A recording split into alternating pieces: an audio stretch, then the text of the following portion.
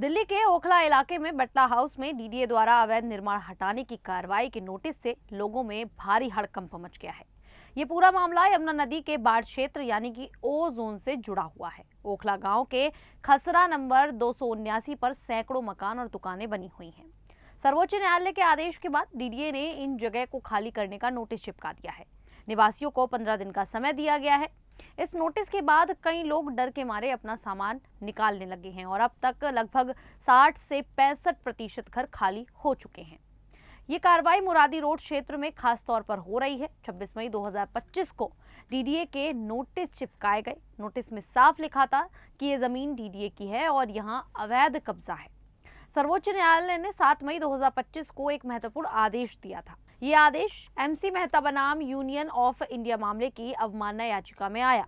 Court ने DDA और दिल्ली सरकार को निर्देश दिया कि खसरा नंबर 279 में पीएम उदय कॉलोनी की सीमा से बाहर जो भी अवैध निर्माण है उन्हें हटा दे।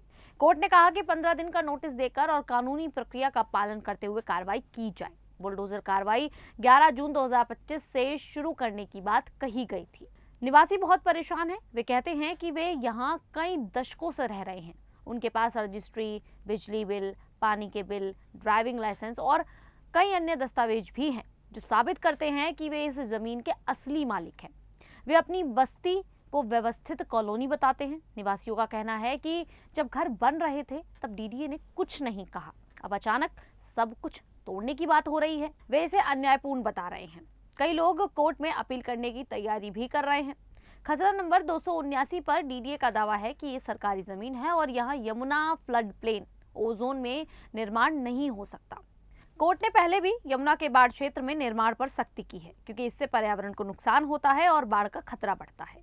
डीडीए के अनुसार इस क्षेत्र में 4 बीघा से ज्यादा जमीन पर अवैध कब्जा है। कुछ रिपोर्ट्स में 2 बीघा 10 बिस्वा या 2.8 बीघा की बात भी है। नोटिस में साफ लिखा है कि पीएम उदय योजना की सीमा से बाहर की संरचनाएं हटानी है।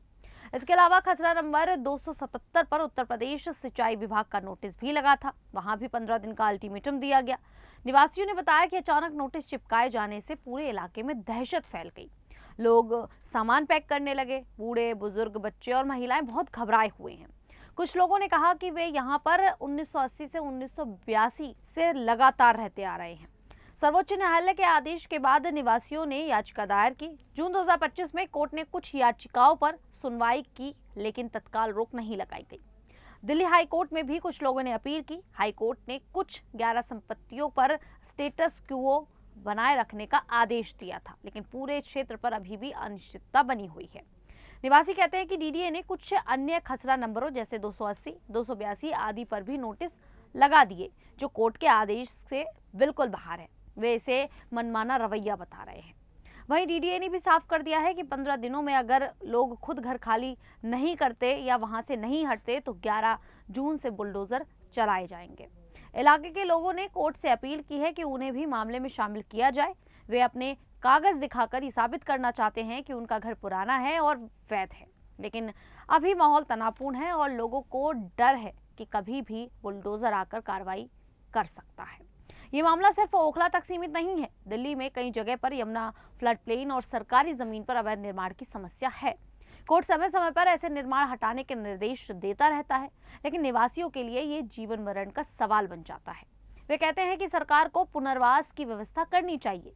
अभी तक की जानकारी के अनुसार कुछ जगह पर राहत मिली है, लेकिन खसरा नंबर 279 पर मुख्य लड़ाई जारी है। अगली सुनवाई में क्या फैसला आता है ये देखना होगा। निवासी उम्मीद लगाए बैठे हैं कि कोर्ट उनका पक्ष सुनेगा और उन्हें न्याय मिलेगा। खैर, आप सभी को ये जानकारी कैसी लगी और जिस तरह से अब बटला हाउस में खसरा नंबर 279 पर बुलडोजर की तलवार लटक रही है, इसको लेकर आप लोगों की क्या राय है, आप हमें कमेंट करके जरूर बताइएगा। अभी के लिए इतना ही, फिर हाजिर होंगे ऐसी ही दिल्ली से जुड़ी बड़ी खबरों के साथ। तब तक के लिए देखते रहिए द न्यूज़ 15 दिल्ली।